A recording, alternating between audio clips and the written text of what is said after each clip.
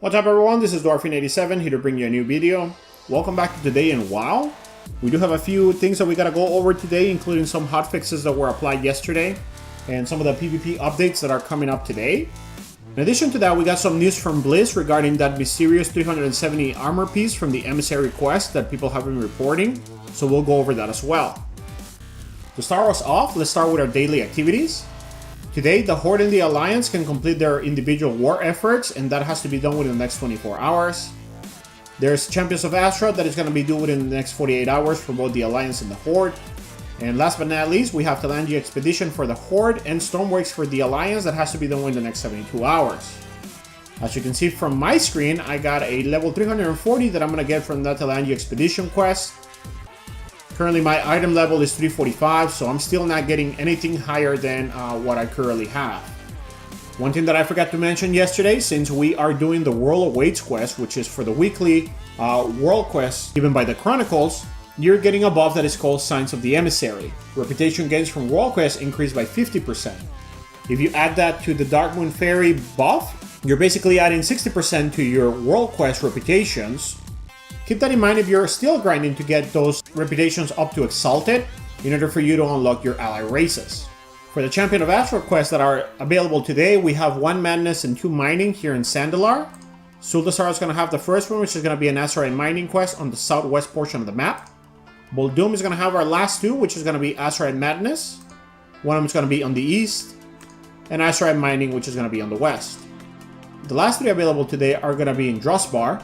All 3 of them are going to be in one specific area. Azerite Powerman is going to be on the beach. Azerite Madness is going to be in the middle of the map. And Azerite Mining is going to be on the east side of the map. Currently, the Horde holds the Arathi Highlands Warfront. The portal is open for the Horde to be able to go in there and kill the World Boss and any other rares. The Alliance currently is contributing for them to reclaim the Warfront, and they're currently at 45%. Alright, so let's look at the news first. First thing I want to go over is a post that was submitted on the forums yesterday by Lore.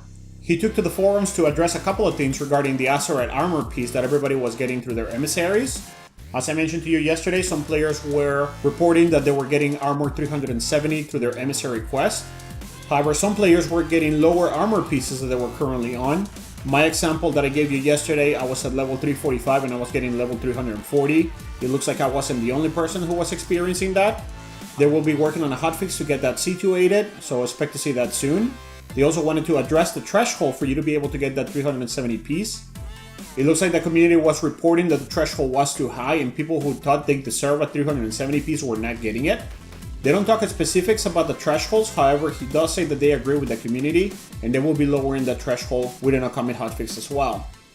I will be sure to let you know when they fix this through a hotfix in some of the videos that we have coming later down the week.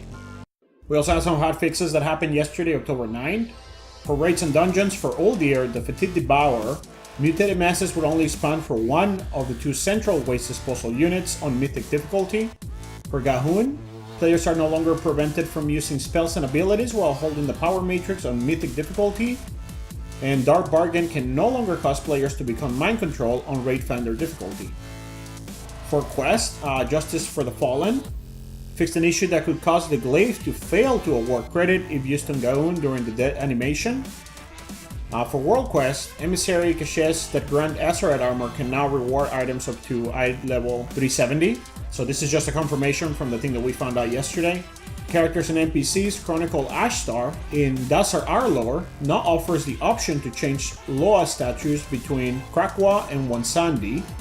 And for PvP on Holy Dead Knight, converting a Festering Wound into a Necrotic Wound with Necrotic Strike, which is a PvP talent, will now correctly grant Festering Might, which is an Azerite trait. We also got some news about upcoming PvP updates and balances that are due to happen today. They were announced through a post on the WoW forum as well by Lore. The first 2 are just general changes. Azerite Banes, which is an Azerite trait, duration reduced to 9 seconds, used to be 18 when engaging in combat with enemy players. Azerite Banes, healing reduced by 33% when engaging combat with enemy players.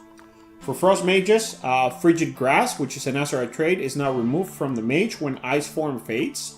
Intellect granted by Frigid Grasp, which is again an Azerite trait, is reduced by 66% when gained by casting Ice form, which is a PvP talent, to match its reduced cooldown. Comet Storm damage reduced by 20% when engaged in PvP. Frostbolt damage increased by 15% when engaged in PvP. For Fire Mages, Meteor damage reduced by 20% when engaged in PvP, and Fireball damage increased by 15% when engaged in PvP. For Assassination Rocks, all damage reduced by 6% when in PvP combat. And System Shock, which is a PvP talent, damage reduced by 32%. For Enhancement Shaman, all damage reduced by 5%, mana regeneration reduced by 30%, Healing Surge only for Enhancement Shamans, healing reduced by 33%, and Rolling Storm Azerite Trait, additional Storm Strike damage not diminishes per stack. All of these have been applied for PvP combat only. Alright, let's start talking about the stuff that was uncovered on PTR by Wowhead.com. There were some voiceovers that were uncovered for Sekhan, Galawix, Sourfang, Jaina, and Nomi. These are going to be storyline spoilers. I'm not going to play them here because basically they were uncovered by Wowhead.com, so I'm going to go ahead and link it on the description. They go over some of the stuff that is going on Sourfang's storyline, as well as the Megator versus Galawix fight that is going on in Zuldasar. If you're interested in hearing this stuff, go ahead and click the link below on the description to visit Wowhead.com. There's quite a few of them in there, but just be aware that there's a lot of storyline spoilers in there. There were also quite a few new traits that were uncovered for some of the classes. Some of them were universal traits. There were 2 of them that were Forsaken and Night Elf team, 2 for each of them. You can look those in the description below. There was also some class-specific Azerite traits that were uncovered. Some of them look promising, and it looks like there are going to be some pretty cool traits coming in 8.1, so take a look at those below if you want to read more about this information. Last but not least, we did get some information regarding the cloth piece that was missing from the Battle of Darkshore Warfront. You remember from our previous video regarding the armors that were found there, we're missing the cloth pieces for the Night Elves. Those have been uncovered now, and you can see those on the screen. There were 3 that were uncovered for cloth armor pieces. They look to be just different color variances. And then, of course, you have the 3 that have a little bit more detail in them as well. There were also a few weapons that were data mined on PTR. We have a Zuldasar bow with 4 different color variations. We have a Zuldasar gun that actually looks pretty cool. We have a Zuldasar pole arm, which has again 4 color variations. A Zuldasar staff, which is going to be again 4 color variations.